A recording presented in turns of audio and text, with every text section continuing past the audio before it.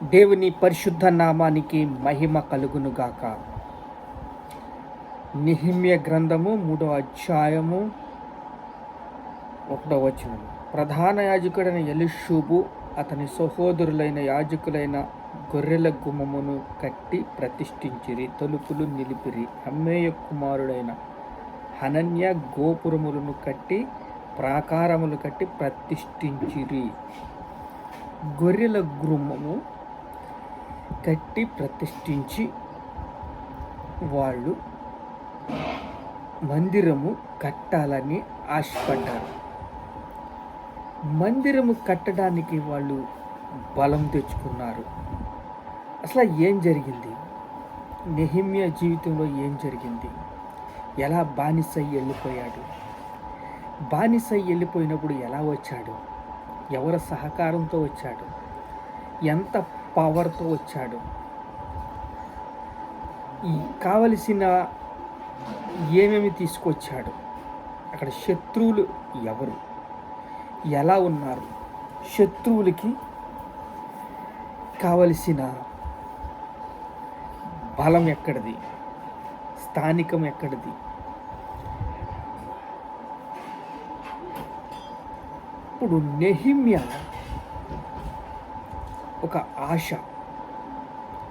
నేను మోషే కట్టడలను మానేశాము, పాపం చేశాము, ఈ పాపంలో పడి మేమందరం కూడా బబులోను దేశానికి అమ్మబడ్డాము. ఇప్పుడు ఏ దేశానికి వెళ్ళిపోయామో వాళ్ళందరూ కూడా వచ్చి దేవుని నామాన్ని మహింపరిచేలాగా మేము, మాతో ఉన్న వారు కూడా ఇక మందిరము ఘనముగా ఆరాధించాలి, స్తుతించాలి అని నెహెమ్యా ఒక ఆశ. నెహెమ్యా ఆశపడ్డాడు. ఆ ఆశ తనకి దేవుడు అతనికి తోడుగా ఉన్నాడు. చూడండి, 2వ అధ్యాయం 17వ వచనం చదువుతాం. అయితే వారితో ఇట్లా అని ఉంటిని, మనకు కలిగిన శ్రమ మీకు తెలిసి ఉన్నది. ఎట్లనగా యెరూషలేము ఎట్లా పాడైపోయినో, దాని గుమ్మములు అగ్ని చేత ఎలా కాల్చబడనో మీరు చూచుచున్నారు కదా. మనకు ఇక మీదట నింద రాకుండా యెరూషలేము యొక్క ప్రాకారములు కట్టుదుము రండి. యెరూషలేము ప్రాకారములు కట్టుదుము రండి అని అక్కడ పొగయ్యారు. రాజు యొక్క సహకారంతో వచ్చాడు, రాజు యొక్క బలముతో వచ్చాడు, సహోదరుల ఐక్యతతో కలుసుకున్నారు, పూనుకున్నారు, ఆ గోడ కట్టడానికి పూనుకున్నారు. దేవుని కరుణాస్తము ఇదిగాక నాకు సహాయము చేయు దేవుని కరుణాస్తము గురించి రాజు నాకు సెలవిచ్చిన మాటలన్నీ నేను వారితో చెప్పి తిని, ఇందుకు వారు మనము కట్టుటకు పూనుకుందుము రండి అని చెప్పి ఈ మంచి కార్యము చేయుటకు బలము తెచ్చుకొనిరి.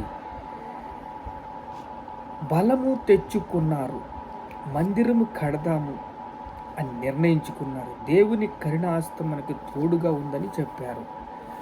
ఇప్పుడు దేవుని కరుణాహస్తం మనకి తోడుగా ఉందని దేవుని ప్రతి మాటలోనూ మనము చూస్తున్నాం. యోసేపు జీవితంలో కావచ్చు, మోషే జీవితంలో కావచ్చు, అన్నాకు జీవితంలో కావచ్చు, మన జీవితంలో కావచ్చు, దేవుని హస్తం మనకు తోడుగా ఉంది. సొలొమోను జీవితంలో తోడుగా ఉండి సొలొమోను యెరూషలేము పట్టణమును యెహోవా మహాదేవుని గొప్ప దేవాలయమును కట్టించాడు.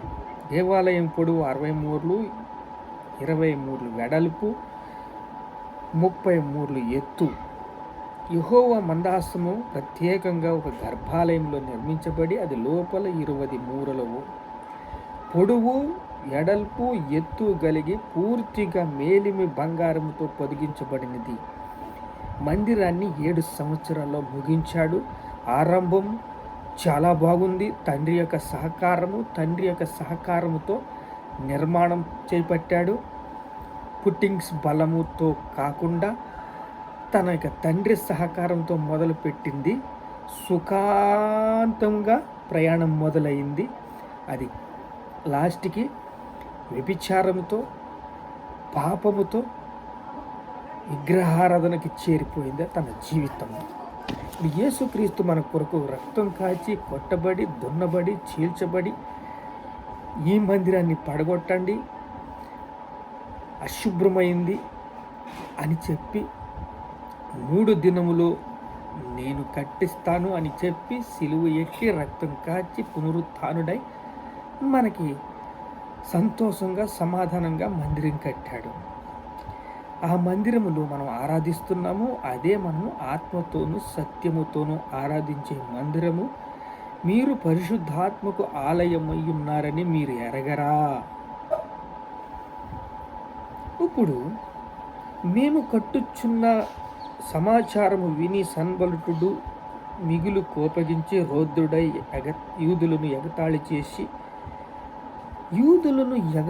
చేసి ఆ మందిరము యొక్క ప్రాకారములు నిలబెడుతుండగా చాలా కష్టపడ్డారు. వాళ్ళు చెత్తనంతా పోగు చేశారు. కుప్పలుగా మరలా బలమైనగా చెయ్యుదురా అమ్మునోయుడైన టోబియా అతని యొద్దకు ఉండి వారు కట్టిన వారి పైన ఒక నక్క ఎగిరినట్లు వారి రాతి గోడను పడిపోవునని చెప్పాడు. అంటే కుప్పలుగా ఈ రాతి గోడ బలులు అర్పిస్తారా? ఒకరోజే ఈ పని ముగించేస్తారా? ఈ పని మొదలెట్టారు అని వాళ్ళ యొక్క స్థానం ఏమిటి? మున్సీబు, కర్ణాలు, సర్వేర్లు, ఇంకా పెద్ద పోస్ట్ అంటే ఎంఆర్ఓ పోస్ట్. పంది కొక్కులాగా తింటున్నారు. పంది కొక్కు వచ్చిన ఆలోచన వాళ్ళకి వచ్చింది. పంది కొక్కు అని మాట అసభ్యంగా వాడుతున్నానంటే మందహాసములో ఈ ఫిలిప్తీయులు పంది కొక్కులు తీసుకుని వచ్చినారు.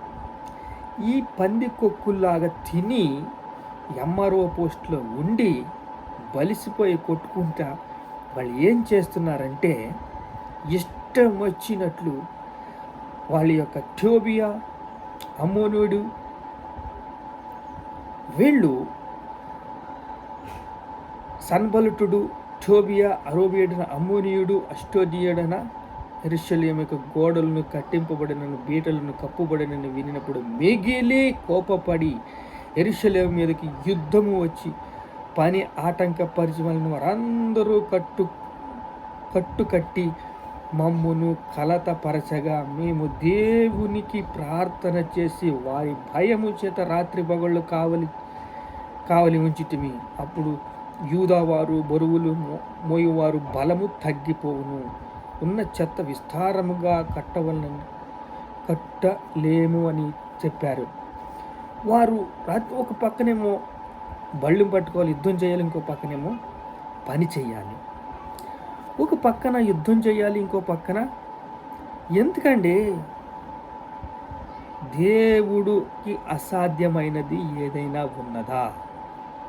ఇది పుట్టింగ్ బలమ్స్. యేసుక్రీస్తు వారు 12 ఏళ్ళు ఉన్నప్పుడే తన యొక్క పరిచర్యను మొదలుపెట్టారు. తండ్రి పనిలో నేను ఉన్నానని ఎరగరా అని. అంటే పుట్టింగ్ బలంస్ ఎలా ఉండాలి అంటే బాలుడు నడవలసిన త్రోవను వారికి నేర్పుము, పెద్దవాడైనప్పుడు దాని నుండి తొలగిపోడు. సామెతల గ్రంథము 22:6 మనకి స్పష్టంగా చెప్తుంది. బాలుడు నడవలసిన త్రోవ. ఓ పక్కన పని చెయ్యాలి, ఇంకొక పక్కన దేవుని పని చెయ్యాలి. బలం తగ్గిపోతుంది. దేవుడి కార్యం నడుస్తలేదు, దేవుడి పని నడుస్తలేదు అని హేళన చేస్తున్నారు. ఎంతోమంది శత్రువులు హేళన చేస్తున్నారు. ద్వారపు గుమ్మము, పెంట గుమ్మము, లోయ ద్వారము, గొర్రెల గుమ్మము, ముసపు గుమ్మము, ఇంటి ద్వారము, నీటి గుమ్మము, గుర్రపు గుమ్మము, మిస్పాదు ద్వారము వారు బాగు చేశారు. ఎరికో దాకా కూడా వెళ్ళి దాన్ని బాగు చేసి స్వాధీనం చేసుకుని వారి యొక్క ఒక సంతోషాన్ని, సమాధానానికి హద్దులు లేవు. ఆనందంగా, సంతోషంగా, సమాధానంగా వారు మందిరం కట్టారు. అదే మందిరం పునరుత్థానమైంది. పునరుత్థానుడైన యేసు క్రీస్తు స్వరూపంలోకి మందిరం వచ్చింది.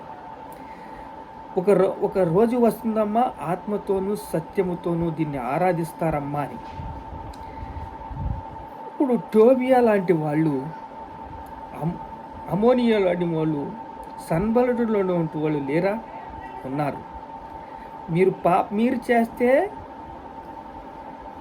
పాపము, మేము చేస్తే పుణ్యము. మీరు చేసేది పాపము, మేము చేసేది పుణ్యము. మేమే వాక్యం పంచాలి.